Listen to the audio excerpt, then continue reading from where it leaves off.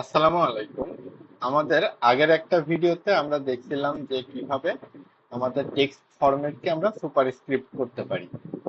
আজকের এই যে ডিজাইনটা এইখানে দেখেন আমাদের টেক্সটটা কিন্তু মেন টেক্সটের থেকে এই টেক্সটটুকু একটু ছোট অবস্থানে আছে। তো এইরকম টাইপের যদি আমরা করতে চাই তাহলে পরে কিভাবে করব সেটা এখন দেখব। তো চলুন আমরা আমাদের গো হাই লেভেলের টেক্সট এডিটরে আসি।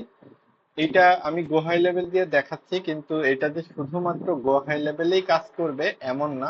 এই টেকনিক ব্যবহার করে আপনি আদার্স যেসব পেজ বিল্ডার গুলো আছে সেখানেও কিন্তু আপনি এই টেকনিক কাজে লাগাতে পারবেন।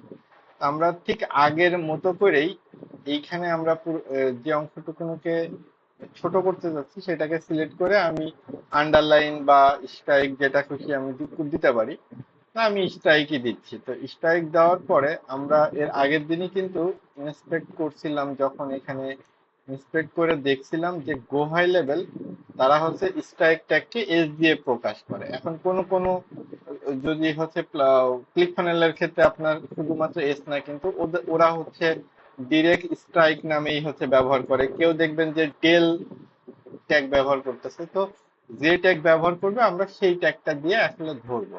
তো এইখানে যেহেতু গো হাই লেভেল এস ট্যাগ দিয়ে প্রকাশ করতেছে স্ট্রাইককে, তো আমরা এস ট্যাগ দিয়ে ধরলাম।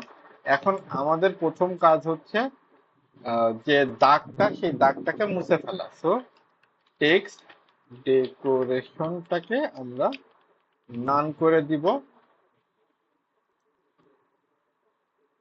ব্যাস, এইবার আমাদের জাস্ট আরেকটা কাজ করতে হবে। ফন্ট সাইজটাকে ছোট করে আমাদের, সাপোজ আমরা 60%, এটা আমাদের দরকার অনুযায়ী আমরা অ্যাডজাস্ট করে নিব।